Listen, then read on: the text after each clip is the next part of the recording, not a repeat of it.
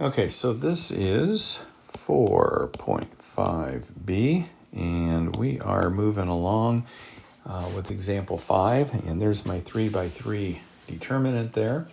And we're going to, in fact, they tell us to expand down column 2.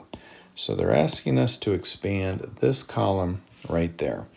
So this is how we do that. We write a 3, a 4, and a 5. Okay, simple enough. Then we make a little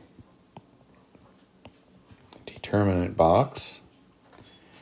And then we look at our first number, our 3, and we go this way and this way. So the row that the number is in and the column that the number is in. And then we write what's left. 1, 1, 1, negative 1. Okay. Now we look at the number 4. We cross out the row. Whoops, let's do this with the highlighter. Let's cross out the row the 4 is in and the column the 4 is in. So everything that's not blue ends up going in this one. So 2, negative 2, 1, negative 1.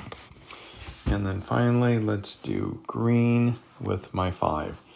So I am going to cross out the row the 5 is in and the column the 5 is in. And the numbers that I'm going to put in this minor are 2, negative 2, 1, and 1. Okay, so that's the hard part. So again, the plus minus, the sign picture from page, what was it, 373. I just stuck on there again so we could follow it. And let's look at what we've got here. Since we're dealing with this number, we are looking at this here. So that gets a negative on it. And this number gets a positive. And the 5 gets a negative. Don't forget to do that because that's what determines the signs for all of this. Okay, so then the next part is 3. And then we've got this. 1 times negative 1 minus 1 times 1. Okay. Then we've got plus 4 times